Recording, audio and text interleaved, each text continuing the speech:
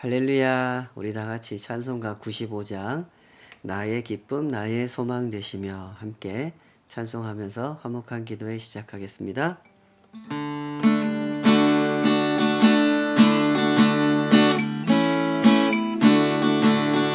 나의 기쁨 나의 소망 되시며 나의 생명이 되신 주 밤낮 불러서 찬송을 드려도 늘 아신 마음 군일세 나의 사모하는 선한 목자는 어느 꽃다운 동산에 양의 무리와 늘 함께 가셔서 기쁨을 함께 하실까. 길도 없이 거친 넓은 들에서 갈 길 못 찾아 애쓰며 이리저리로 헤매는 내 모양 저 원수 조롱하도다. 주의 자비롭고 화평 한 얼굴 모든 천사도 반기며 주의 놀라운 진리의 말씀에 천지가 와닿아도다. 나의 진정 사모하는 예수님 음성조차도 반갑고 예 생명과 나의 참 소망은 오직 주 예수 뿐일세.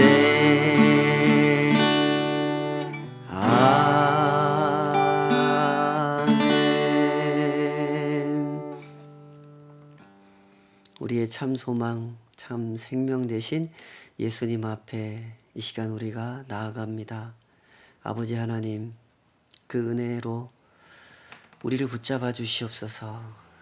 그 말씀이 우리의 심령을 깨우시고 이 세상 속에서 우리가 가져야 하는 그 마땅한 눈과 사명과 또 그것을 감당하고자 하는 열심이 주의 말씀으로 말미암아 격려가 되게 하시고 힘을 얻게 하시고 그 길을 따라 걷는 순례의 길이 되도록 인도하여 주시옵소서. 예수님의 이름으로 기도하옵나이다. 아멘. 시편 79편 주신 말씀으로 우리는 주의 백성이요 하는 제목으로 함께 하나님 말씀 헤아려 보도록 하겠습니다. 1997년에 개봉한 오래된 영화죠. 파라다이스 로드라는 제목의 영화가 있습니다. 이 영화는 2차 세계대전이 전개되는 동안에 그 인도네시아 수마트라 섬에서 일본군의 포로가 된 영국, 미국, 호주 등지의 출신의 여성들이 겪었던 실제 이야기를 바탕으로 만들어진 영화입니다. 이 여인들이 포로 수용소에서 지낸 고통의 시간들은 참 형언하기가 어려울 정도로 혹독한 그런 시간들이었죠.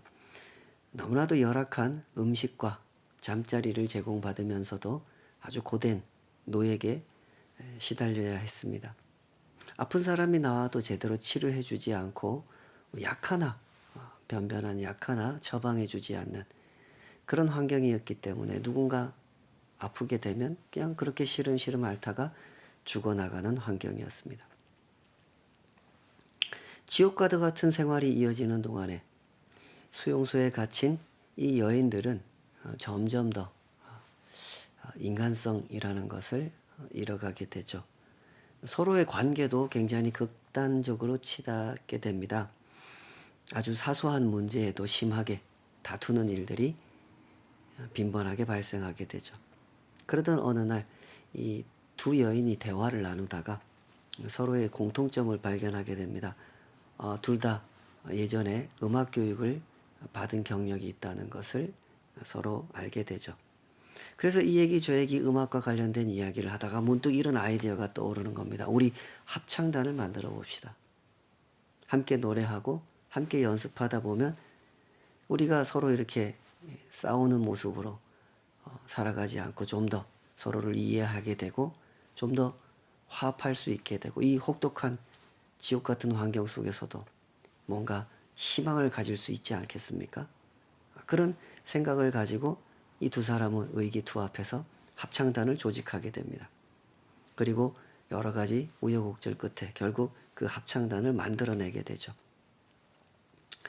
예전에 불렀던 그 악보를 이렇게 기억하면서 그 노래가 어떻게 되었더라를 기억해서 악보를 적었습니다. 거기 누가 악보를 주는 사람이 없으니까요.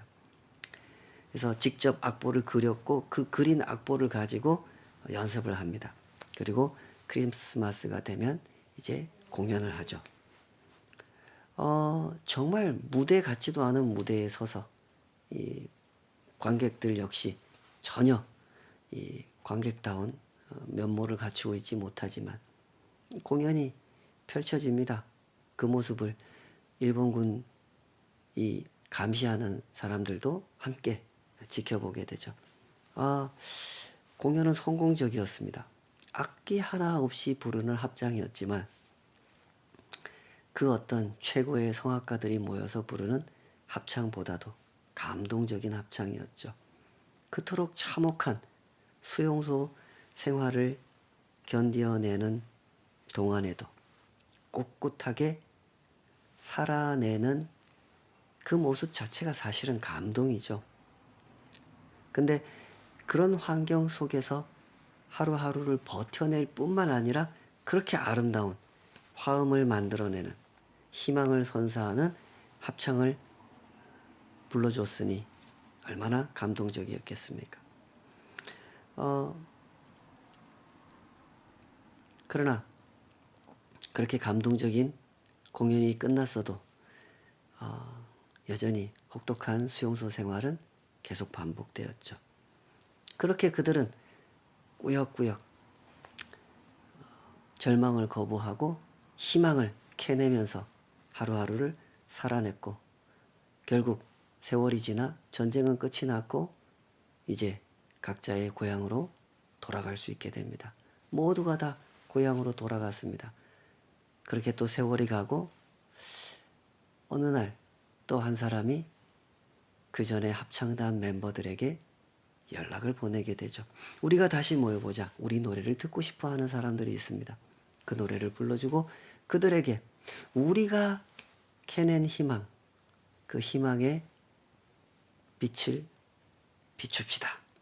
그래서 한 사람, 두 사람 다시 합창 단원들이 모이게 되고 그들은 그들의 노래를 듣고 싶어 하는 사람들이 있는 곳이라면 세계 곳곳을 다니면서 그렇게 다시 그 희망의 노래를 불러주는 합창을 이어갔다고 합니다. 시편 79편은 그런 노래입니다. 우리는 이렇게 살아남았습니다. 그 무엇도 우리를 절망하게 할 수 없었습니다. 하는 메시지를 담아서 부르는 노래인 것이죠. 세계 최강 바벨론의 침략을 받아 국가가 멸망해버리는 이 절체절명의 현실 앞에서 수없는 죽음을 받고 파괴되는 성전을 받고 철저하게 유린당하고 뺏기는 그렇게 포로로 끌려가는 수치를 겪은 사람들이 그 절망의 우물에서 희망을 길어내는 노래죠. 때문에 이 노래는 아주 괴로운 역사를 언급하면서 시작을 합니다. 79편 1절에서 3절 읽어보겠습니다. 하나님이여 이방 나라들이 주의 기업의 땅에 들어와서 주의 성전을 더럽히고 예루살렘이 돌무더기가 되게 하였나이다. 그들이 주의 종들의 시체를 공중의 새에게 밥으로 주의 성도들의 육체를 땅의 짐승에게 주며 그들의 피를 예루살렘 사방에 물같이 흘렸으나 그들을 매장하는 자가 없었나이다. 우리는 우리 이웃에게 비방거리가 되며 우리를 에워싼 자에게 조소와 조롱거리가 되었나이다. 사람이 이런 일을 겪는 것만으로도 이미 극도의 고통과 수치가 경험되는 것인데 겪었던 그 일을 다시 입에 담는다고 하는 것은 얼마나 괴로운 일이 되겠습니까? 그러나 이 사람들은 그 일을 다시 입에 담고 있습니다. 노래로 지어 부르면서 그날의 고통, 그날의 수치를 떠올립니다. 이런 행동에는 어떤 의미가 있을까요? 오늘날 이스라엘에는요, 이 통곡의 벽이라고 이름 붙여진 성벽이 있습니다. 예루살렘 성전이 건립된 것은 역사 속에서 총 3번 있었던 사건이거든요. 근데 3번 건립이 되고 3번 다 파괴가 되죠. 지금 남아있는 그 통곡의 벽이라고 이름 붙인 그 벽은 3번째 건립되었던 성전이 AD 70년 로마의 침공으로 완전히 파괴된 후에 유일하게 남은 성전의 잔해입니다. 오늘날 이스라엘 사람들은 이 벽을 대단히 소중히 여기고 있죠. 중요한 행사가 있을 때마다 그리고 평소에도 매일매일 그 벽 앞에 가서 기도를 합니다. 매주 금요일 오후가 되면 유대인들은 이 통곡의 벽 앞에 서서 시편 79편을 암송한다고 합니다. 오늘날 이 유대인들에게 이 통곡의 벽은 어떤 의미이며 그들은 왜 그곳에서 시편 79편을 암송하는 걸까요? 오늘날 그곳에 가서 기도하는 유대인들은 정통파 유대인들, 초정통파 유대인들 이렇게 부르기도 하는데요. 어쨌든 이 사람들은요, 시온주의자들입니다. 그들은 하나님께서 유대 민족을 특별히 선택하셨고 특별히 사랑하신다고 믿는 사람들이죠. 그들이 주목하는 것은 언제나 유대 민족입니다. 하나님을 주목하는 것이 아니라 유대 민족을 주목해요. 이게 바로 문제죠. 진정으로 하나님을 믿고 하나님의 뜻을 받들려고 한다면 마땅히 하나님을 중심에 모시고 모든 상황을 읽어내야 할 텐데 오늘날 유대인들은 여전히 2000년 전에 유대인들이 그랬던 것처럼 3000년 전에 유대인들이 그랬던 것처럼 여전히 유대 민족을 중심에 놓고 다른 모든 것들을 읽어내려고 하죠. 때문에 열심히 하나님 말씀을 가르치고 열심히 하나님께 기도를 하지만 하나님의 뜻과 상관없이 기도하고 하나님의 뜻과 상관없이 하나님의 말씀을 가르친단 말이죠. 오늘날 유대인들이 금요일 오후에 통곡의 벽 앞에 서서 시편 79편을 암송하는 이유는 아이러니하게도 이 시편 79편을 지은 사람의 의도에서 완전히 어긋나 있는 겁니다. 시인은 지금 자신들의 처지를 중심에 놓고 하나님 앞에 고자질을 하는 것이 아니란 말입니다. 이 시인은 지나온 삶을 성찰하고 있는 거죠. 그 깊은 탄식 속에는 진지한 성찰이 배어 있습니다. 그런 점에서 오늘날 유대인들은 성경의 의도에서 완전히 어긋나 있는 겁니다. 절망적인 현실을 마주했을 때 그때 사람에게 필요한 것은 무엇입니까? 그것은 성찰입니다. 시인은 지금 그 성찰의 결실을 이 노래 속에 담아내고 있는 거죠. 환경이 절망스럽다는 것은 그 자체로 대단히 고통스러운 일인 것만은 사실이지만 정신을 차리고 이 모든 상황을 헤아려 보면 오히려 그것이 더 좋은 기회가 될 수 있다는 사실을 깨닫게 되는 거죠. 편안하고 평화로울 때는 사람의 마음이 어떻습니까? 느슨해지죠. 오늘날 우리가 대부분 그렇게 살아가지 않습니까? 귀한 것이 귀한 줄도 모르고 좋은 것이 좋은 줄도 모릅니다. 이 모든 것은 그저 내가 당연하게 누려야 하는 것이라고 생각하죠. 그러다 보니 오히려 이 정신을 놓고 살게 되는 겁니다. 그러나 온통 고통스럽고 절망스러운 환경을 마주하게 되면 그때 사람의 정신은 각성하기 시작합니다. 우리가 왜 이렇게 됐지? 우리가 무엇을 잘못한 것일까? 그런 잘못은 어디서부터 생겨난 걸까? 하고 진지하게 묻기 시작하죠. 이 노래 속에는 그런 성찰의 태도가 깊이 배어 있습니다. 어른들께서 하시는 말씀 중에 이런 말씀이 있죠. 젊어서 고생은 사서도 하는 것이다. 이렇게 말씀합니다. 이 말씀 속에 그런 교훈이 담겨 있는 거죠. 이 사람의 정신이라고 하는 것은 각성을 필요로 한다는 겁니다. 사람에게는 그 마음을 깨워주는 자극이 필요하다는 겁니다. 젊어서부터 편안하게 안 되는 것 없이 살아온 사람은 인생에 귀한 것을 귀한 줄 모르게 된다는 거죠. 사람에게는 그 마음을 깨워주는 자극이 필요합니다.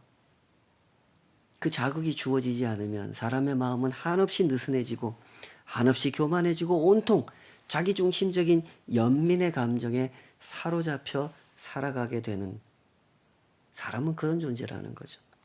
때문에 여기에 중요한 의미가 있는 것입니다. 시인이 노래를 시작하면서 쏟아내는 이 절규, 우리가 겪은 고통과 수치를 다시 입에 담는 것은 복수심을 자극하기 위한 게 아닙니다. 우리가 바벨론 놈들한테 이런 걸 당했다, 잊어버리지 말자는 게 아닙니다. 우리가 독일 놈들한테 이런 걸 당했다, 유대인들이여 잊지 말자, 그런 게 아닙니다. 잠자는 영혼을 깨우기 위해서 꼭 필요한 거죠.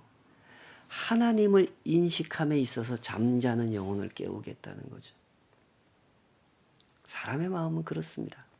제 아무리 극심한 고통과 수치를 겪었을지라도 시간이 지나면 점점 그 자극을 잃어버리게 되죠.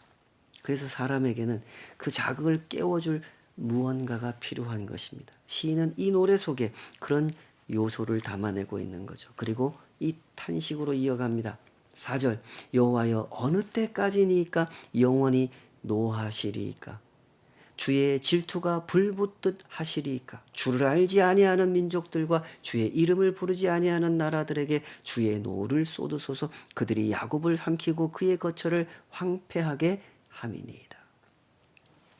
이어지는 8절에서도 언급하고 있지만 여기서도 분명하게 드러내고 있는 것처럼 이 시인은 지금 자신들이 겪고 있는 고통이 하나님의 심판으로 말미암은 일이라는 사실을 알고 있습니다. 물론 바벨론 때문에 이런 고통을 당하고 있는 거지만 바벨론은 하나님이 쓰시는 도구일 뿐, 더 근본적인 것은 하나님의 심판으로 말미암아 지금 우리가 이런 고통을 겪고 있다는 거죠. 때문에 하나님께 기도하는 겁니다. 영원히 노하시리이까 주의 질투가 불붙듯 하시리이까 라고 말하는 거죠. 여기서도 질투라는 단어가 사용됐는데요. 며칠 전에도 설명드린 것처럼 이 하나님의 질투를 언급할 때는 이 언약과 관련해서 사용하는 단어인 겁니다. 하나님은 사람처럼 질투하거나 시기하거나 그런 분이 절대로 아니죠. 그럴 이유가 없는 하나님이 아니시겠습니까? 하나님이 질투를 언급하는 것은 이스라엘 백성들이 지금 하나님과 맺은 언약에 불충해서 다른 신을 연모할 때 하나님께서 그것을 질투하신다는 거죠. 지금 유다 백성들이 이토록 혹독한 고통을 겪고 있는 것은 바로 유다 백성들의 죄악 때문이라는 것을 우리도 안다라고 고백하고 있는 거죠. 그러면서 간구합니다. 이제 그만하실 때가 되지 않으셨느냐고. 이제 그 진노를 저 악한 자들에게 쏟으시라고 간구하고 있죠. 이런 구절을 만나면 언제나 조심스럽게 잘 해석을 해야 됩니다. 성경에 보니까 아니 아삽도 그렇게 기도했더라. 아이고 그 신앙 좋은 사람들도 아이 우리에게 쏟으신 그 진노를 저 바벨론 놈들한테 돌려주십시오. 이렇게 기도하더라. 그러니 우리도 그렇게 기도해야 되겠더라. 이렇게 해석하는 것은 이 성경의 의도와 대단히 어긋나는 태도라는 것을 늘 조심스럽게 생각해야 되는 거죠. 이 노래는 탄원의 탄식의 노래입니다. 지금 자신들이 처해 있는 이 고통스러운 현실 속에서도 결코 하나님을 향한 믿음을 놓지 않기 위해서 지나간 역사를 성찰하고 기도하고 성찰하고 기도한 사람들이 만들어낸 노래죠. 그러므로 이런 노래를 마주할 때 단편적으로 해석하면 안 되는 겁니다. 그렇게 기도한 사람들의 그 마음을, 그 처지와 형편을 헤아려서 들어줘야 하는 말인 거죠. 8절에 그랬습니다. 우리 조상들의 죄악을 기억하지 마시고 주의 긍휼로 우리를 속히 영접하소서. 우리가 매우 가련하게 되었나이다. 이 기도도 그렇죠. 바로 앞에서 주를 알려고 하지 않는 민족들에게 진노를 쏟아달라고 기도해놓고 바로 뒤에서 자신들을 위해서는 이렇게 기도합니다. 우리 조상들의 죄악을 기억하지 마시고 긍휼을 베풀어 달라고 기도하죠. 단편적으로 보면 이 시인의 기도는 너무나 자기중심적인 기도입니다. 시인이 처해 있는 정황과 이 노래를 통해 말하고자 하는 의도를 생각하지 않고 읽게 되면 그야말로 오해하기 딱 좋은 본문이죠. 저들을 위해서는 벌을 내려주십시오. 우리의 일을 위해서는 우리가 죄를 지은 게 있더라도 하나님 좀 봐주십시오. 그렇게 기도하는 것처럼 들리잖아요. 그런 뜻이 아닌 거죠. 앞뒤 맥락과 시인의 정황을 고려해서 본문을 읽어보면 이 기도 속에는 이런 신앙 고백이 담겨 있다는 걸 알 수가 있죠. 첫째, 하나님이 역사의 주인이시라는 고백이 담겨 있습니다. 그리고 하나님의 주인 되심을 부정하는 저들에게는 마땅히 하나님의 징벌이 내려져야 한다는 고백이 담겨 있죠. 그리고 우리의 죄악으로 우리가 하나님의 징벌을 받았지만 하나님의 긍휼이 허락된다면 우리가 다시 회복될 것이라는 고백이 담겨 있는 겁니다. 때문에 시인의 기도는 계속해서 이렇게 이어지는 겁니다. 9절, 우리 구원의 하나님이여 주의 이름의 영광스러운 행사를 위하여 우리를 도우시며 주의 이름을 증거하기 위하여 우리를 건지시며 우리 죄를 사하소서 하고 쭉 이어지죠. 지금 이 시인이 주목하고 있는 것은 바벨론도 아니고 우리도 아니고 하나님의 구원이라는 것을 잘 보시기 바랍니다. 시인은 이제 분명한 사실을 알고 있습니다. 구원하시는 분은 하나님이시라는 점을 분명히 알고 있죠. 사실 이런 일을 겪기 전까지, 바벨론의 침공으로 유다가 멸망하기 전까지 이스라엘은 이 사실을 주목하지 않았죠. 구원은 하나님께 있다는 사실을 주목하지 않았습니다. 그들에게는 심각한 아주 괴상한 신학 사상이 있었죠. 아주 지독한 선민의식이 있었던 겁니다. 우리에겐 성전이 있고 성전이 우리를 지켜준다고 믿었죠. 이게 참 미묘한 부분이에요. 성전을 믿는 것과 하나님을 믿는 것은 다르다는 점을 그 전에는 인식하지 못했던 겁니다. 그러나 이제는 진실을 대면하고 있는 거죠. 우리가 성전을 하나님이라 착각했다는 사실을 인정하고 있는 겁니다. 그래서 이렇게 죄를 고백하는 거죠. 그리고 구원을 요청할 때 이렇게 간구하는 겁니다. 13절, 우리는 주의 백성이요 주의 목장의 양이니 우리는 영원히 주께 감사하며 주의 영예를 대대에 전하리이다. 멸망을 직면하기 전까지 유다 백성들이 가지고 있었던 아주 근거 없는 자기 정체성이 있었죠. 그게 뭡니까? 우리는 아수르의 동맹이다라는 거죠. 우리는 이집트와 손을 잡았고 우리에게는 아직 동맹국들이 남아있다. 우리에겐 힘이 있다. 우리가 우리 스스로를 구원할 거다라는 생각이 있었던 겁니다. 그러나 이제 모든 상황을 겪은 후에 이 시인은 정직하게 성찰하고 고백합니다. 우리는 주의 백성이요 주의 목장의 양입니다 라고 고백하죠. 얼마나 다릅니까? 스스로 강하다고 여기던 그 마음이 이제는 아주 겸손해졌습니다. 하나님의 돌보심 아래서 우리는 비로소 우리의 존재를 확인할 수 있으며 그리하여 우리에게 주어진 삶의 길을 걸어갈 수 있다는 거죠. 그 길이 어떤 길입니까? 하나님이 주신 길. 그 사명의 길이죠. 주께 감사하며 주의 영예를, 주님의 이름을 대대에 전하는 길입니다.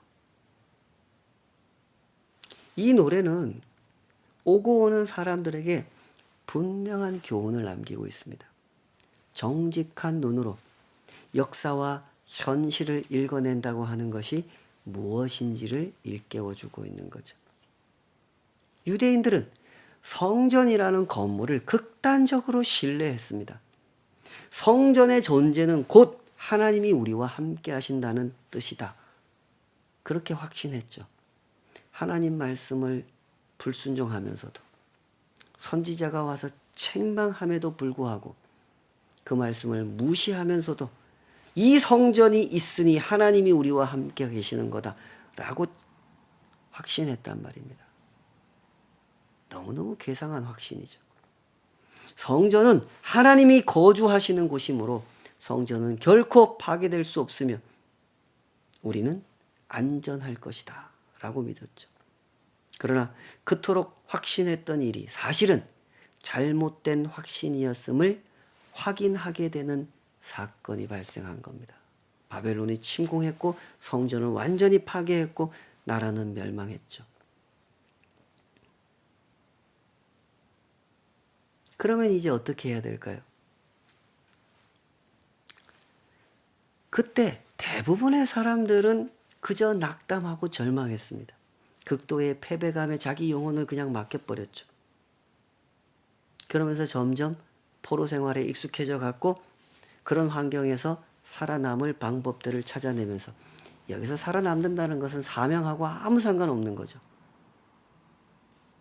먹고 살기 위한 방법들을 찾아내면서 나름대로의 삶을 이어갔습니다. 그렇게 이어진 유대인들의 삶이 오늘날까지 이어지고 있는 것 아니겠습니까? 그러면서도 그들의 마음속에 성찰이 일어나지 않았단 말입니다. 이게 문제인 거죠. 하나님께서 주시는 대답, 우리가 왜 망했는지, 하나님이 왜 우리를 멸망당하도록 바벨론의 손에 맡기셨는지 하나님의 그 대답을 확인해 보려고 하는 마음이 없었던 겁니다. 우리에게 왜 이런 일이 일어났는지 여호와 하나님은 정말로 바벨론의 마르둑 신한테 패배를 하신 건지 그것이 아니라면 도대체 이 상황은 어떻게 된 것인지 혹시 그동안 우리가 간과했던 사실이 있는 건 아닌지 우리는 도대체 이러한 때를 어떻게 살아가야 하는지 이 모든 것에 대해서 깊이 성찰하는 자세가 그들에게는 없었던 겁니다. 그러나 이 시인은 달랐죠. 그 와중에도 하나님의 대답을 사모하는 사람들이 있었던 겁니다. 물론 그들이 모든 답을 알 수 있을 것이라고 생각했던 건 아닙니다. 하나님을 하나님으로 모시고 사는 사람들, 그래서 하나님의 대답을 구하는 사람들은 언제나 하나님을 향하여 겸손하게 나아가죠. 때문에 모든 대답을 내가 다 들을 수 있을 거라고 생각하지 않습니다. 하나님의 대답을 구하는 자세가 어떠해야 하는지, 하나님의 대답을 확인했을 때 그때 어떻게 반응해야 되는지 그들은 언제나 겸손하게 다가갔던 것이죠. 이 노래 속에 바로 그런 태도가 깊이 배어 있는 것입니다. 때문에 이 노래는 성경에 수록된 것이고 오고 오는 믿음의 사람들에게 하나님을 믿는다는 것이 무엇인가 하는 것을 진지하게 배울 수 있도록 한 것이죠. 지금도 많은 사람들이 노래를 부릅니다. 노래를 지어내고 노래를 부르죠. 그러나 진실을 담아내는 노래는 흔하지 않습니다. 하나님 앞에서, 이 역사 앞에서 얼마나 겸손하게 서서 살아가야 하는지, 하나님의 대답을 듣기 위해서 얼마나 겸손하게 무릎 꿇어야 하는지, 우리는 그것을 하나하나 배워가야 합니다. 그러면 우리도 이 사람들처럼 노래할 수 있게 될 겁니다. 우리는 주의 백성이요 주의 목장의 양이니 우리는 영원히 주께 감사하며 주의 영예를 대대에 전하리이다. 오늘날에도 이스라엘은 여전히 이런 기도를 올려드리지 못하고 있습니다. 물론 입으로는 암송하죠. 그러나 이 기도의 진의를 올바로 이해하고 그 기도를 가슴에 담고 역사와 현실을 성찰하면서 기도하지 못하고 있다는 것이죠. 여전히 많은 유대인들이 세상과 대결하려고 합니다. 세상을 하나님 앞으로 인도하려고 하는 하나님께서 처음 그들에게 주셨던 그 사명을 어떻게 감당해야 할지에 대해서 전혀 성찰하지 못하고 있죠. 유대인들만 그렇습니까? 기독교인이라고 자처하는 수많은 사람들이 오늘날 세계 속에서도 그와 다를 바 없는 모습으로 살아가고 있지 않습니까? 온 세상의 하나님이심을, 온 세상을 구원하시는 하나님이심을, 하나님을 믿는다고 하는 사람들이 정작 생각지 않고 살아가죠. 입으로는 다들 이렇게 노래합니다. 우리는 주의 백성이요 주의 목장의 양이니 우리는 영원히 주께 감사하며 주의 영예를 대대에 전하리이다. 구원이 주님께 있고 우리는 그 구원과 그 긍휼 앞에 우리의 삶을 의탁합니다. 라는 고백이, 그러한 고백에 따른 삶이 세상 사람들에게 존재하지 않는 것이죠. 이 말씀 앞에서 우리 자신을 정직하게 성찰해 보았으면 좋겠습니다. 그리고 우리도 이들처럼 깨어 기도하는, 진리를 알고 진리 안에서 노래하는 그런 순례자들이 됐으면 좋겠습니다. 기도하겠습니다. 아버지 하나님, 우리를 붙잡아 주시옵소서. 세상에 가득한 이 다툼을 어떻게 이해해야 되겠습니까? 저마다 우리는 주의 백성이라고 외치는데 입으로만 그렇게 외칠 뿐 주님의 뜻과 상관없이 다툽니다. 주님의 뜻을 뒤로 던져버리고 자기 욕심을 챙기기 위하여 수없는 다툼을 만들어냅니다. 주여, 이 세상을 불쌍히 여겨주시고 우리를 불쌍히 여겨주시옵소서. 우리의 눈을 정직하게 해주시고 주님의 말씀 앞에서 겸손히 엎드려 역사를 성찰하고 오늘 내가 살아가는 현실을 성찰할 수 있도록 우리를 인도하여 주시옵소서. 그렇게 진리를 노래하게 하시고 참 희망을 노래하게 하시며 그 희망을 증거하는 주님의 통로가 되게 하여 주시옵소서. 예수님의 이름으로 기도하옵나이다. 아멘.